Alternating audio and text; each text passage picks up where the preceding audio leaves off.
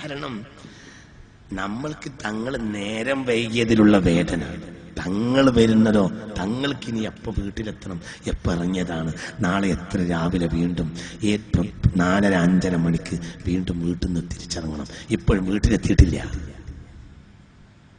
തങ്ങൾ എണീറ്റ് പ്രസംഗിക്കാൻ നിന്നപ്പോൾ 5 മിനിറ്റ്, അങ്ങനെ 5 മിനിറ്റാണ് പ്രസംഗിച്ചത്. കാഫക്ക് തങ്ങളും CH. പക്ഷെ ജനങ്ങൾക്ക് നിറഞ്ഞ് ചളി പുരണ്ട പൊടി പുരണ്ട ഈ അവസ്ഥയിൽ തങ്ങളെ കണ്ടിട്ട് എല്ലാവരും കരഞ്ഞോയി. ചിന്തിക്കും, എല്ലാവർക്കും കരണീയനായിരുന്നു. വിനോദാത്മകമായ ഒരുപാട് സംഭവങ്ങൾ ചിന്തിക്കും. കേളപ്പജിയെ പോലെയുള്ള ആളുകൾ പോലും ഹിന്ദുക്കൾക്കിടയിൽ നേടാത്ത സ്വാധീനം ബാഫക്ക് തങ്ങൾ നേടി. ചില പ്രയാസങ്ങൾ, നടുവട്ടത്തെ പ്രശ്നത്തിൽ, മണത്തലയിലെ പ്രശ്നങ്ങളിലെല്ലാം ബാഫക്ക് തങ്ങൾ ഇടപെട്ടപ്പോൾ എല്ലാവർക്കും അത് സന്തോഷമായി.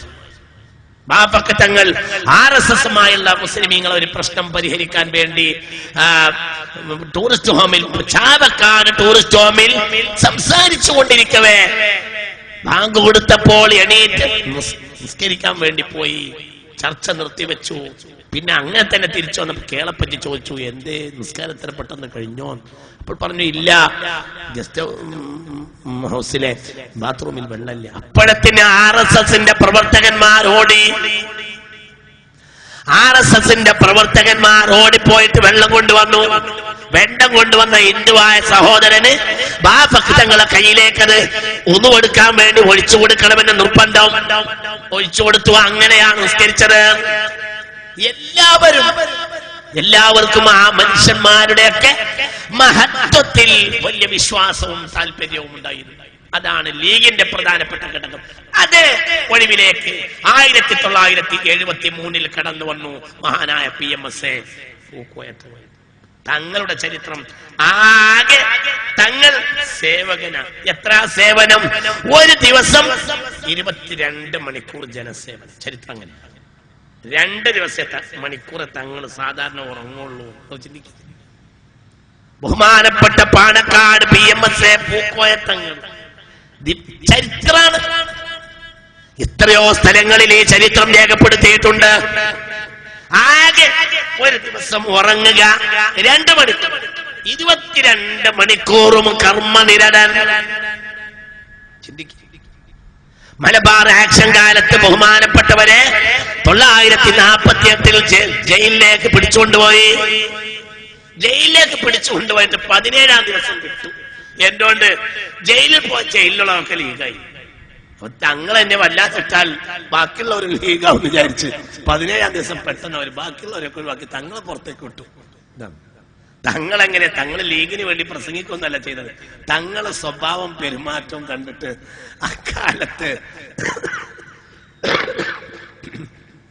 അക്കാലത്ത് ജയിലിലുണ്ടാവരും മുഴുവനും ലീഗായി. തങ്ങളുടെ നിസ്കാരം തമ്മാടികളായ ആളുകൾ, രാഷ്ട്രീയ തടവുകാരെ അല്ലാത്തവരുണ്ടായിരുന്നു ജയിലിൽ. തങ്ങളെ കൂടെ ഈ 17 ദിവസം കടന്നതിന്റെ പേരിൽ നിസ്കാരം തുടങ്ങിയ ആളുകൾ ഉണ്ടായിരുന്നു. 4:30 മണിക്ക് എണീറ്റിട്ട് ഖുർആനോടും. ഇതാണ് PMS പൂക്കോയത്തങ്ങൾ. 2 മണിക്ക് വന്ന് കിടന്നാലും 4:30 മണിക്ക് എണീറ്റിട്ട് ഖുർആനോടും. എല്ലാ പകലും, എല്ലാ ദിവസവും. ഇതാണ് PMS പൂക്കോയത്തങ്ങൾ. വലിയ കറാമത്തുള്ള ആളല്ലേ, വലിയ മഹാൻ. എത്രയാ എണ്ണിയാലൊടുങ്ങാത്ത കിറാമത്തുണ്ടായിരുന്നു. പേ പിടിച്ച് ഇളകിയ ഒരു മനുഷ്യനെ സ്വാഭാവികമായും പേ പിടിച്ച് ഇളകിയ പിന്നെ മരിക്കാൻ തന്നെ, അവസാനം വരെ സൂചിച്ച് കൊല്ലുന്ന സാഹചര്യമാണ് സാധാരണയായി ഉണ്ടാകാറുള്ളത്.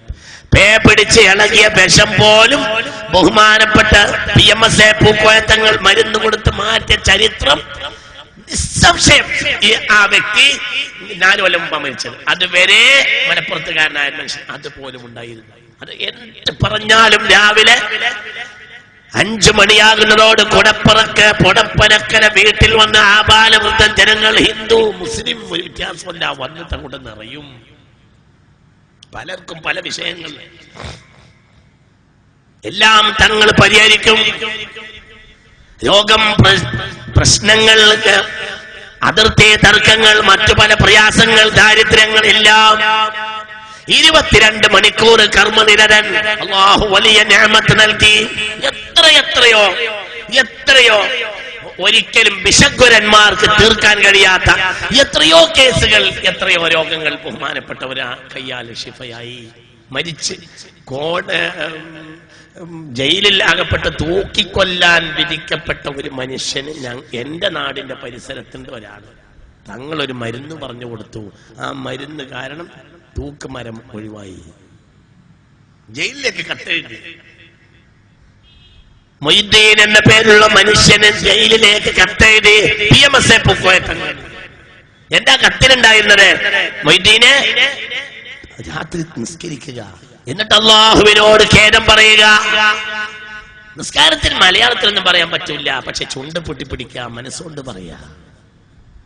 ദീർഘമായി സുജൂദിൽ കിടന്ന് നിന്റെ പ്രശ്നം അള്ളാഹയോട് പറഞ്ഞാൽ തൂക്കുമരം വിധിക്കപ്പെട്ടിട്ടുണ്ടെങ്കിലും അള്ളാന്റെ കോടതിയിൽ അങ്ങനെ വിധി ഉണ്ടാവില്ല, നിനക്ക് രക്ഷപ്പെടാൻ കഴിയും.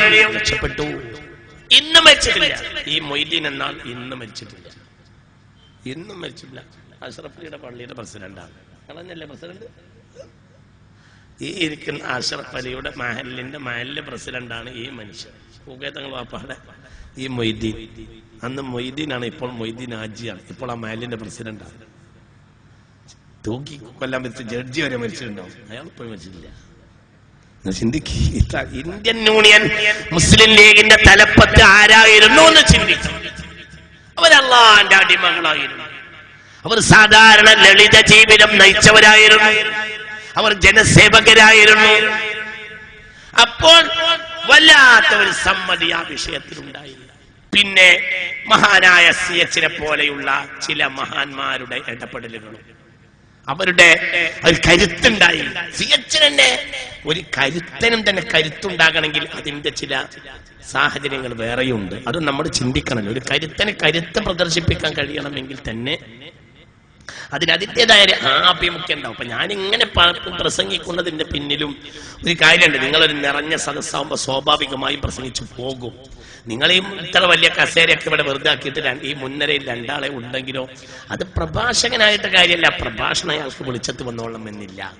കേരളം കണ്ട അതുല്യ പ്രഭാഷകരിൽ ഒരാളായിരുന്നു ബഹുമാനപ്പെട്ട CH മുഹമ്മദ് കോയ സാഹിബ്. CH മുഹമ്മദ് കോയ സാഹിബിന്റെ പ്രഭാഷണം, തൊട്ടു മുമ്പ് KMC സാഹിബിന്റെ പ്രഭാഷണമൊക്കെ മുസ്ലിം ലീഗ് കെട്ടിപ്പടുക്കുന്നതിൽ വലിയ സഹായകമായിട്ടുണ്ട്. പക്ഷേ ഈ പ്രഭാഷണങ്ങൾ അവർക്ക് സമൂഹത്തിന്റെ മുന്നിൽ കരുപ്പിടിപ്പിക്കാൻ കഴിഞ്ഞത് അതിന്റെ അടിസ്ഥാനമായിട്ട് തൊട്ട് കൂടെ ആദ്യം കൈലമില്ലത്തുണ്ടായി, പിന്നെ ബാപ്പഹത്തങ്ങളും പിന്നെ പൂക്കയത്തങ്ങളും ഉണ്ടായി എന്നതാണ്. അതാണ് ഇതിന്റെ അടിസ്ഥാനം. ഇവരൊന്നും പ്രസംഗിക്കേണ്ടതില്ല. എന്നോട് ഒരു വയസ്സനായ ആള് പറഞ്ഞു, 2 വാക്ക് പറഞ്ഞിട്ട് ബാപ്പക്കത്തങ്ങൾ പറയും, ഇനി കോയ പറയും, കോയ വാ. അതാണ് ബാപ്പക്കത്തങ്ങൾ ക്ഷണിക്കല്. അങ്ങനെയാണ് ക്ഷണിക്കാൻ.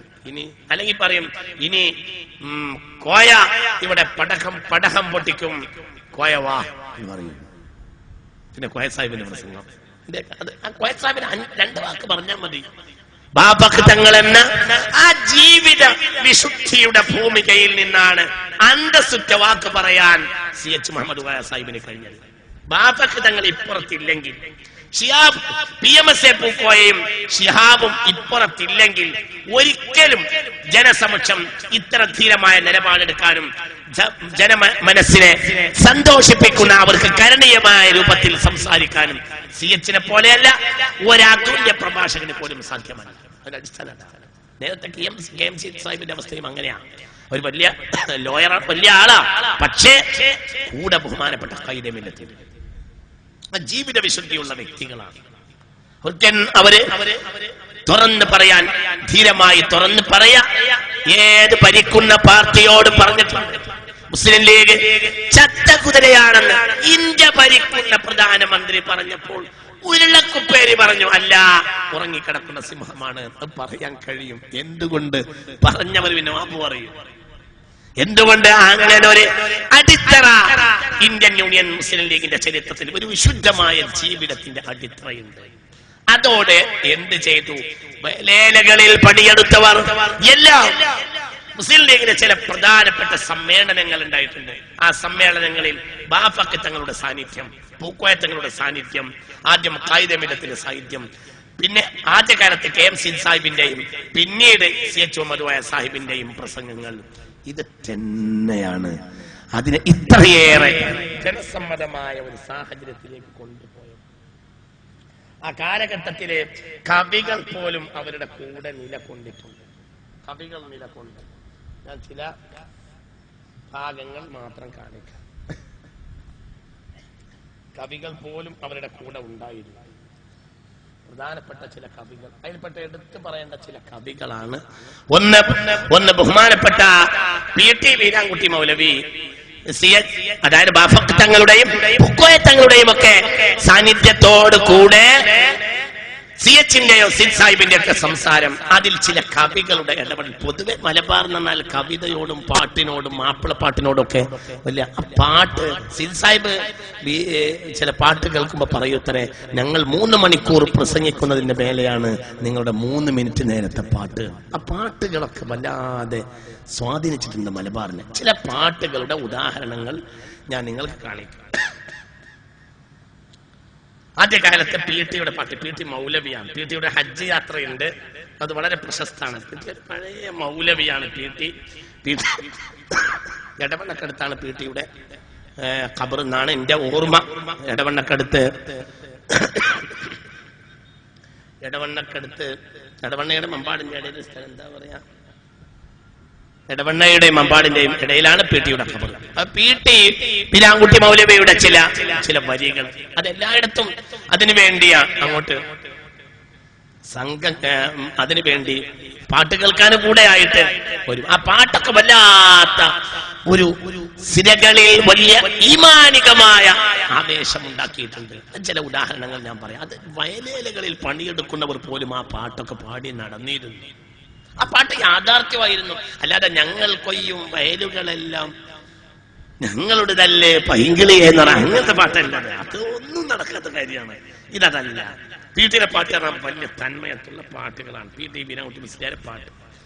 വരിക വരിക സഹചരെ ധീരരാം യുവാക്കള്, അണിയണിയായി മുസ്ലിം ലീഗിൽ ചേർന്നു നാം മുന്നേറുക. ഇന്ത്യയിലെ 100 കൊല്ലം മുമ്പ് പാറി ഇക്കൊടി, ഇന്ന് മുസ്ലിം ലീഗിലായി പാറിടും പച്ചക്കൊടി. മൗലാന മുഹമ്മദ് അലി, ഷൗക്കത്ത് അലിമാരുടെ മാർഗമായി നമുക്ക് മുന്നിൽ പാറിയ പച്ചക്കൊടി. തോക്ക് ബോംബ് ലാത്തികൾ അല്ല നമ്മൾക്കായുധം, ഐക്യമൊന്ന് മാത്രമാണ് നമ്മൾക്കുള്ളൊരായുധം. ഞാനിവിടെ അടിവരാണ്, അവിടെയാണ് ഇപ്പോഴത്തെയും വിഷയം. എവിടെ മുസ്ലിം ലീഗ് വിജയിച്ചിട്ടുണ്ടോ അവിടെ മുസ്ലിം സമുദായത്തിന് ഐക്യമുണ്ടായിരുന്നു.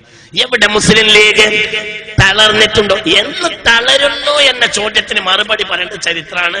ഞാൻ അങ്ങനെ രാഷ്ട്രീയ പ്രഭാഷകനുമല്ല. ഞാനൊരു വിലയിരുത്തുന്ന പുറത്തുനിന്ന് ഇങ്ങനെ വിലയിരുത്തുന്ന ഒരു ലീഗുകാരൻ മാത്രമാണ്. ഞാൻ സാധാരണ ലീഗുകാരനാണ്, ഒരു ലീഗിന്റെ നേതാവോ ലീഗിന്റെ ഒരു പ്രഭാഷകനുമല്ല. പക്ഷെ സമൂഹത്തിൽ നടക്കുന്ന കാര്യങ്ങളൊക്കെ ഇങ്ങനെ ഒരു കാഴ്ചപ്പാടോടുകൂടെ നോക്കി നിൽക്കുന്ന ഒരാളെന്ന നിലയിൽ പന്ത് കളിക്കുന്നവരെക്കാൾ സത്യത്തിൽ ഗാലറിയിൽ നിൽക്കുന്ന ആളുകൾക്ക് ചില വിവരങ്ങളുണ്ടാവും. അവന് കളിക്കാൻ കഴിഞ്ഞോണമെന്നില്ല, പക്ഷെ എൻ്റെ ഒരു വിവരം ഉണ്ടാവും. ആ വിവരം നീ എന്താ കളിക്കാത്തെന്ന് ചോദിച്ചിട്ട് കൊഞ്ഞനം കുത്തൊന്നും ചെയ്യരുത്. ഞാൻ മനസ്സിലാക്കുന്ന 2 കാര്യങ്ങൾ കൊണ്ടാണ് ലീഗ് സമൂഹം സ്വീകരിച്ച 2 കാര്യം കൊണ്ടാണ്. 1, ലീഗ് നേതാക്കന്മാരുടെ വിശുദ്ധി. 2, ലീഗ് കൊണ്ടുവന്ന ഒരു നിലപാടുണ്ട്. ആ നിലപാട്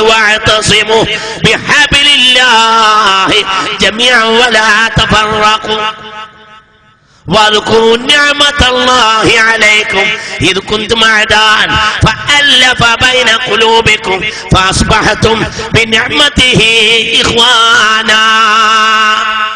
ഇന്ന് എന്റെ മനസ്സിലുള്ള വേദനയും ഈ അടിത്തറയിൽ നമ്മൾ പുറകോട്ട് പോകുന്നു എന്നൊരു സാധാരണ ലീഗുകാരന്റെ വ്യഥ മാത്രമാണ് ഇന്നും എന്റെ മനസ്സിന്റെ വ്യഥ. നമ്മൾ ഈ ഒരു അടിത്തറയിൽ നിന്നപ്പോൾ ലീഗ് വളർന്നിട്ടുണ്ട്. ഈ അടിത്തറയിൽ നിന്ന് നമ്മൾ സംഘം കെട്ടി അനപരിശീലനമായ തർക്കങ്ങൾക്കും മറ്റും നമ്മൾ വശംവദരായപ്പോൾ ലീഗിന് തളർച്ച സംഭവിച്ചിട്ടുമുണ്ട്. അള്ളാഹു നമ്മളെ കാത്തിരക്ഷിക്കട്ടെ. എന്താ പരിഹാരം? ആദ്യ അവസ്ഥയിലേക്ക് തിരിച്ചു വരാം. തോക്ക് ബോംബിലാത്തികൾ അല്ല നമ്മൾക്കായുധം, ഐക്യമൊന്നു മാത്രമാണ് നമ്മൾക്കുള്ളൊരായുധം. ഓടു ചുട്ട വെയിലിലും തോർന്നിടാത്ത മഴയിലും ഒട്ടുമേ തളർന്നിടാതെ ലീഗിൽ ചേർന്നു പോകണം. ടി ബീരാൻകുട്ടി മുസ്ലിയാരെ ആദ്യകാലത്ത് ഒരു കവിതയാണ്. ഈ കവിതക്കൊക്കെ ഭയങ്കര സ്വാധീനം ഉണ്ടായിട്ടുണ്ട്. ഞാൻ രണ്ടാമത്തെ ഒരു കവിത കൂടി പാടാം. ഒരുപാട് കവിത പാടുന്നില്ല, ഒരു കവിതയും കൂടി പാടാം. ഞങ്ങൾക്ക് ലീഗിനെ എന്തുകൊണ്ട് സമൂഹം കരണീയമായി സ്വീകരിച്ചു എന്നതിന് ചില ഉദാഹരണങ്ങളാണ് ഞാൻ കാണിക്കുന്നത്. അള്ളാഹു തൗഫീഖ് തരട്ടെ, മനസ്സുറന്ന് പറയാം, അള്ളാഹു തല തൗഫീഖ് തരട്ടെ. നമ്മൾ അടിത്തറ ഇതാണ്. പഴയ കാലത്തൊക്കെ ലീഗ് സമ്മേളനം നടക്കുമ്പോൾ ബാപ്പയൊക്കെ എന്നോട് പറഞ്ഞിട്ടുണ്ട്, മറ്റു പലരും പറഞ്ഞിട്ടുണ്ട്, ലീഗ് സമ്മേളനം നടക്കുമ്പോൾ ഇങ്ങനെയൊന്നല്ല, കുറെ ഫോട്ടോ വെക്കുന്ന പ്രധാനപ്പെട്ട ഇന്ന് മത സ്റ്റേജിൽ മറ്റൊക്കെ എല്ലായിടത്തും അങ്ങനെയാണ്. പഴയ കാലത്ത്